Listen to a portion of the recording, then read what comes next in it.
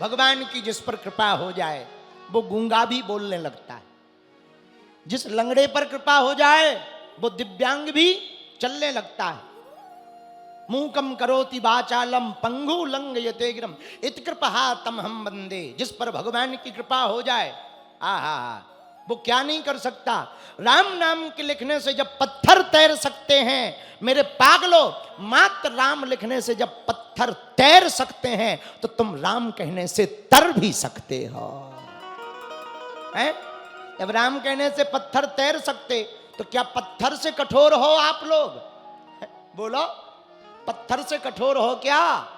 पत्थर से तो कठोर नहीं हो, पर पत्थर जब राम नाम लिखने से तैर सकता है तो राम कहने से हम लोग तर भी सकते हैं। बोलो सीताराम, जोर से बोलो।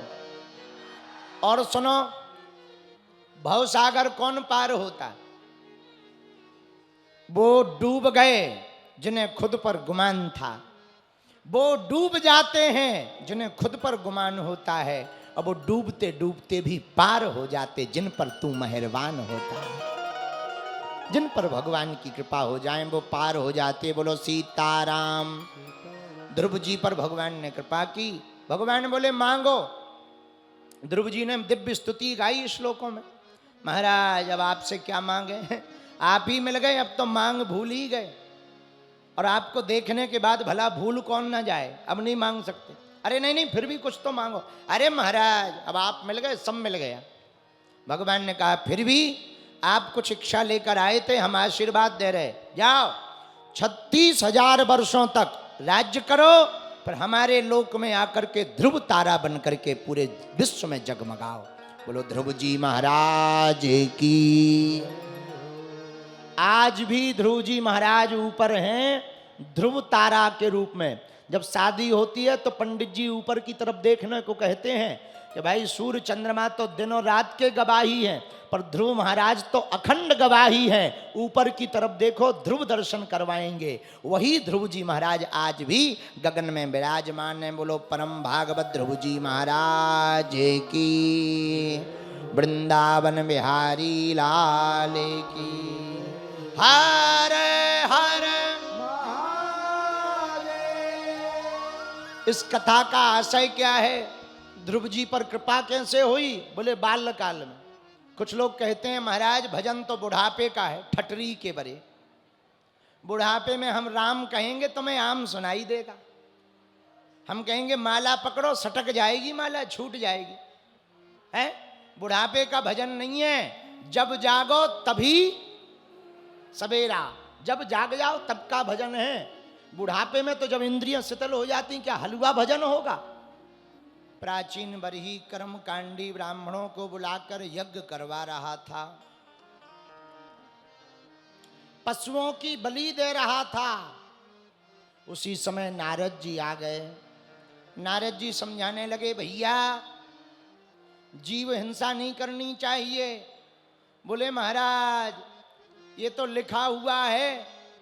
नारद जी ने समझाया, सुनो, किसी काल परिस्थिति में किसी कारणवश ये बात जीव हिंसा की कही गई, परंतु हर वक्त उसी को नहीं पकड़ के रह जाना चाहिए। और सनातनीय परंपरा में जीव हिंसा वर्जित है। एक बात हम कहना चाह रहे, ध्यान पूर्वक सुनना।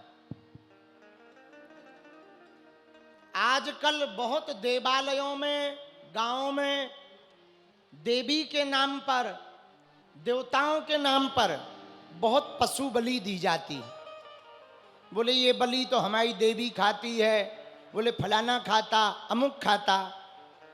हम एक बात निवेदन करें, जीव हिंसा सबसे बड़ा महापाप है।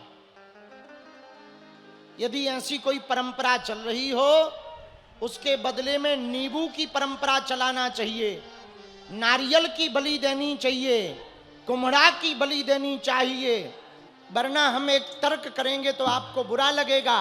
वो देवी कैसे हो सकती है जो किसी के बालक के सिर, चाहे वो किसी जीव को हो, कि कोई ना कोई जीव किसी ना किसी का तो बालक है, उसके रक्त को पिए या उसके सिर को धड़ से अलग करवावे, वो देवी कैसे हो सकती है जो अपने पुत्र को खावे? वो देवी कैसे? मां जीवंत करती हैं या प्राण लेती हैं, मां तो बच्चों को बचाती है। मां के लिए तो सब समान है। इसलिए पशु बलि से प्रत्येक सनातनी को बचना चाहिए। पशु बलि की जगह कुम्हड़ा की बलि दे दो, नारियल की बलि दे दो, नींबू की बलि दे दो। एक और बड़ा लफड़ा होता गांव में, बुरा ना मानना, कई लोगों पे देवी आ जाती। अब आप ही बताओ, त्रिपुर सुंदरी माता, आद्य शक्ति माता, भगवती माता, काली माता या दुर्गा माता किसी के ऊपर आ जाए तो क्या वो जिंदा बच पाएगा? बोलो, क्या उसका शरीर सह पाएगा? बोलो, क्या देवी की साधना की, देवी की सामर्थ्यता को कोई सह पाएगा? नहीं सह पाएगा। हाँ, देवी का अंश हो सकता, योगनियां हो सकती, परंतु भैया देवी एवी किसी के ऊपर, देवी माता किसी के ऊपर नहीं आती। भगवती देवी माता किसी के ऊपर आ जाएं, वो फिर साधारण थोड़ी बचेगा, ब्रह्म समान हो जाएगा। तो राजा प्राचीन बरही को नारद जी ने समझाया, पशु की बलि मत दो। एक कथा सुनाई जो बड़ी अद्भुत कथा है, ध्यान से सुनना। दो मित्र थे, नारद जी सुना रहे हैं कथा। दो मित्र थे, एक का नाम पुरंजन था, एक का नाम अभिज्ञात। दोनों सगे मित्र थे। एक दिन पुरंजन अपने मित्र अभिज्ञात से बोला, भैया चलो घूमने। अभिज्ञात बोला, भैया हमको तो जाना नहीं है, तुम्हें जाना हो तो चले जाओ। पुरंजन घूमने आया।